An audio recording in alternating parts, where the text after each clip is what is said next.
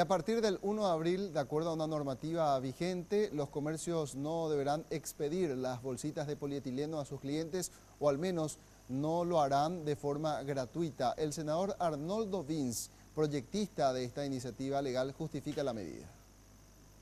La Ley 5.414, que propone la promoción de la disminución del uso del polietileno, tiene su justificación en el cuidado del medio ambiente por ser uno de los elementos menos biodegradables y más contaminantes.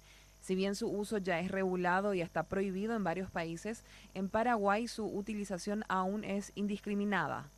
El polietileno es un derivado del petróleo, que es un alto contaminante del suelo, de los cauces hídricos, y tiene una perduración de más de 300 años, mínimo 300, algunos hablan de 600, en algunos casos inclusive 1000 años. Si hacemos el cálculo, desde la Guerra Grande hasta acá, recién pasaron 150 años. El plástico que se tiró en 1870 está a la mitad, recién, en el mejor de los casos, de su proceso de desintegración.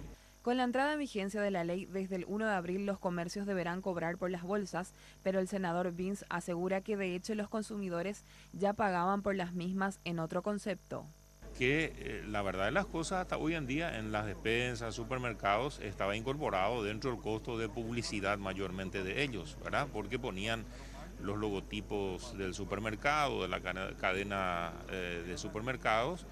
Y bueno, esta ley y especialmente la reglamentación que ha hecho el Ministerio de Industria y Comercio, que es el organismo de aplicación, tiene que ver con cómo llevar esto a la práctica. La propuesta es que la ciudadanía vuelva al uso de bolsas de tela u otros elementos biodegradables como los recipientes de papel en el caso de panificados y otros productos a granel, y así disminuir los plásticos en los comercios.